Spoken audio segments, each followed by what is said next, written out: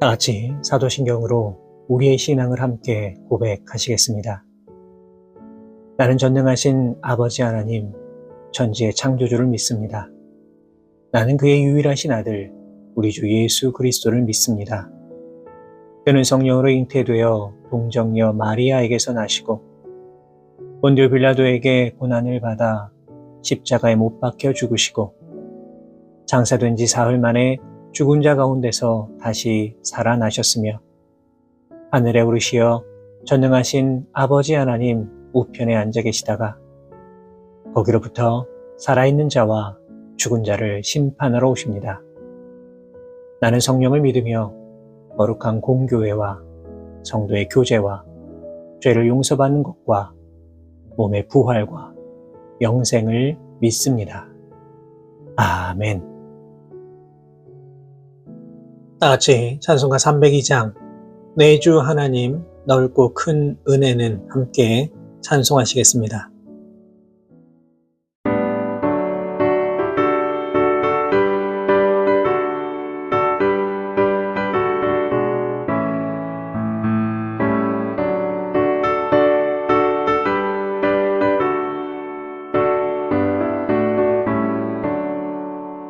내 주 하나님 넓고 큰 은혜는 저 큰 바다보다 깊다. 너보다 주를 길러 깊은 대로 저 한가운데 가보라.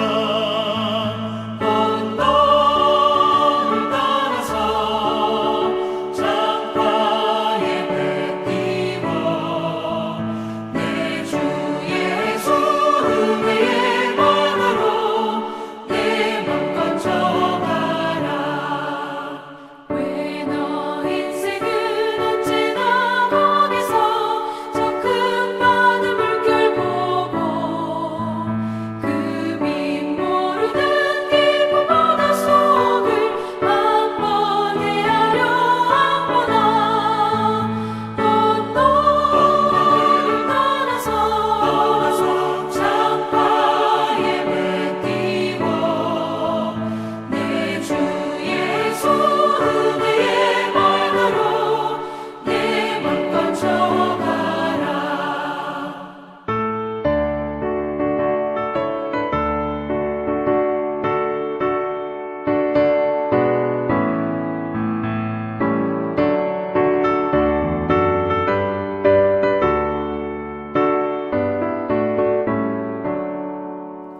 많은 사람이 얕은 물가에서 저 큰 바다 가려다가 찰싹거리는 작은 파도 보고 마음 약하여 못 가네. 언덕을 따라서 창가에 배 띄워 내 주 예수 은혜의 만으로 내 맘 건져가라. 자 곧 가거라 이제 곧 가거라 저 큰 은혜 바다 향해.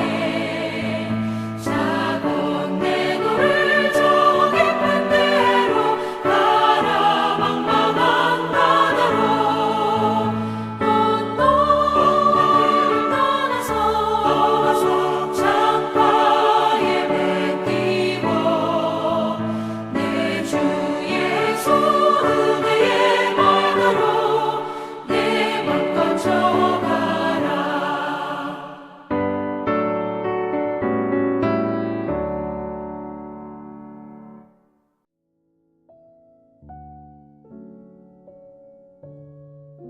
오늘 우리에게 주시는 하나님의 말씀은 구약성경 에스겔 39장 21절에서 24절까지의 말씀입니다. 에스겔 39장 21절에서 24절까지의 말씀을 제가 받들어 봉독하겠습니다. 내가 내 영광을 여러 민족 가운데에 나타내어 모든 민족이 내가 행한 심판과 내가 그 위에 나타낸 권능을 보게 하리니 그날 이후에 이스라엘 족속은 내가 여호와 자기들의 하나님인 줄을 알겠고 여러 민족은 이스라엘 족속이 그 죄악으로 말미암아 사로잡혀 갔던 줄을 알지라.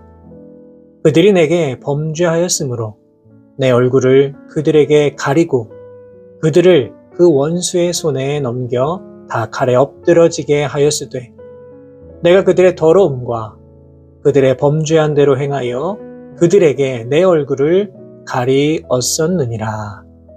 아멘. 성경을 통해서 우리들에게 보여주시는 하나님의 모습은 어떤 모습일까요? 그것은 바로 신실함일 것입니다. 그리고 신실하신 하나님의 모습은 또 이 에스겔서 곳곳에 등장합니다. 이스라엘 백성들은 그들의 범죄함으로 인해서 나라가 멸망하는 아픔을 겪어야만 했습니다. 그러나 이러한 사실이 그들을 향한 하나님의 사랑이 변했음을 보여주는 것은 결코 아니었습니다. 하나님께서는 계속해서 자신이 이 당신의 백성을 얼마나 사랑하시는지 알려주시고 또 고통과 아픔에서 다시 건져주시고 해방시켜 주시겠다라고 하는 그 약속의 말씀을 계속해서 알려주고 계십니다. 오늘 우리가 읽은 이 본문의 내용도 그러합니다. 먼저 하나님께서는 열국을 향한 심판과 이를 통하여서 하나님의 권능의 역사가 나타날 것이다 알려주십니다. 그리고 이를 통해서 이스라엘 민족은 물론이요, 주변 모든 나라들 역시 하나님을 바로 알게 될 것이고 더 나아가 인정하게 될 것이다 라고 하는 사실이 기록되어 있습니다. 이러한 관점에서 볼 때에 하나님께서 열국의 심판을 내리시고 또 그들을 멸하신 것은 하나님의 백성들이 더 이상 괴로움을 당하지 아니하고 평안히 거하도록 하기 위함이라는 것을 알 수가 있습니다. 실제로 하나님께서는 바벨론을 심판하심으로 말미암아 이스라엘 민족은 해방을 맛보게 되었고 또 포로로 잡혀간 백성 중 일부는 다시 고향으로 돌아와서 새롭게 살아갈 수 있는 기회도 허락해 주셨습니다. 그런데 우리는 여기서 반드시 기억해야 할 것이 있습니다.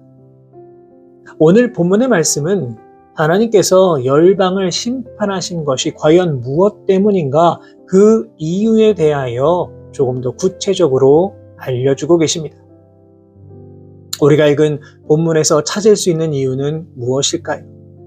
그것은 바로 심판의 역사를 통해서 이스라엘 민족은 다시금 하나님께서 자신들의 진정한 하나님이신 것을 알게 되는 것이고 또 다른 민족과 열방을 향하여서는 이스라엘 민족이 멸망당한 것은 그들이 힘이 없어서가 아니라 그들의 죄악으로 인한 하나님의 심판이라는 것을 알게 하기 위함이라는 것입니다. 그렇기 때문에 하나님께서 이스라엘 백성들을 다시 회복시켜 주시는 그 진정한 이유가 무엇입니까? 그것은 그들로 하여금 다시 번성할 수 있는 삶의 토대를 마련해 주시고자 하는 의도도 있겠지만 본질은 그러한 것이 아닙니다. 그보다 본질적인 이유, 궁극적인 목적은 바로 이들로 하여금 다시 하나님을 바로 알고 믿고 의지하며 살아가도록 하기 위함인 것입니다. 만약에 이스라엘 민족이 다시 정치적으로 자유를 누리는 것으로 아니면 육체적인 평안을 누리는 것으로 모든 회복이 완성되었다면 어떻게 되었을까요? 이들이 하나님의 역사하심에 대한 깨우침도 없고 하나님이 이들을 다시 회복시켜 주신 이유와 목적도 완전히 깨닫지를 못했다면 어떻게 되었을까요? 아마도 이들은 또다시 회복되기 이전, 아니 심판을 당하여 바벨론에 멸망당하기 이전과 같은 모습으로 살아갈 수밖에 없었을 것입니다. 다시 죄악을 저지르고 우상을 숭배하고 하나님을 진노하게 만드는 일들을 거듭해서 반복했을 겁니다. 그리고 이렇게 똑같이 살아갔을 때에 어떤 결과가 있었을지는 정말 불보듯 뻔한 일입니다. 사랑하는 여러분, 우리가 다시 회복의 은혜를 누리게 될 때에 다른 무엇을 생각하기에 앞서서 먼저 하나님이 어떤 분이신지, 얼마나 신실한 하나님이신지, 얼마나 거룩하며 진실하신 하나님이신지를 다시금 마음에 새길 수 있기를 바랍니다. 그러할 때에 우리는 진정한 회복, 온전한 회복의 은혜와 기쁨을 맛보며 나아갈 수 있는 겁니다. 바라기는 악한 대적들에 의하여 넘어지는 그런 삶을 살아가지 마시고 온전히 하나님과 깊은 관계를 맺으면서 하나님이 부어주시는 한량없는 은혜와 사랑을 체험하며 살아가실 수 있는 우리 모든 성도 여러분 되시기를 바랍니다. 이어지는 본문은 인간의 모든 불행의 원인은 하나님과의 단절에 있음을 강조하고 있습니다. 본문 24절의 말씀입니다. 내가 그들의 더러움과 그들의 범죄한 대로 행하여 그들에게 내 얼굴을 가리었었느니라. 이 구약 성경에 나타나는 이스라엘 민족의 역사는 정말 놀라울 정도로 단순하다라고 하는 사실을 느끼게 됩니다. 그것이 무엇입니까? 하나님이 그들을 선택하셨고 사랑해 주셨지만 이들은 하나님을 배반하고 우상을 섬깁니다. 결국 이 죄로 말미암아 이들은 고통을 당하게 되고 이들을 사랑하신 하나님께서는 다시금 이들을 회복시켜 주십니다. 하지만 이들은 다시 범죄하며 하나님의 심판을 받게 됩니다. 오늘 본문도 이것을 강조합니다. 이스라엘 민족이 왜 고통을 당해야만 했습니까? 그것은 하나님께서 그 얼굴을 가리셨기 때문입니다. 마태복음 5장 8절은 이렇게 기록합니다. 마음이 청결한 자는 복이 있나니 그들이 하나님을 볼 것이며. 여기서 마음이 청결하다는 것은 죄를 마음에 품지 않으며 죄를 멀리하는 삶을 말하는 겁니다. 그렇기 때문에 이 말씀을 한번 반대로 생각해 본다면 죄를 마음에 품고 가까이 하는 사람은 하나님을 볼 수 없다는 겁니다.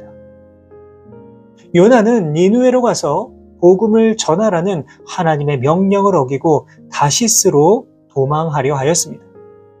그런데 이 모습을 성경은 이렇게 표현합니다. 요나서 1장 3절의 말씀입니다. 그러나 요나가 여호와의 얼굴을 피하려고 일어나 다시스로 도망하려 하여 욥바로 내려갔더니. 요나의 범죄를 성경은 어떻게 표현하고 있습니까? 여호와의 얼굴을 피하는 것이라고 말하고 있습니다. 이처럼 하나님의 얼굴을 보지 못한다는 것은 죄악된 삶으로 가는 지름길이라고 할 수가 있습니다. 반면에 하나님께서 어떤 대상을 향하여 얼굴을 향하신다는 것은 그에 대한 관심과 사랑과 은혜를 베푸시는 것을 의미한다고 할 수 있습니다. 이 민수기 6장 24절 이하에는 제사장의 축복 기도문이 나옵니다.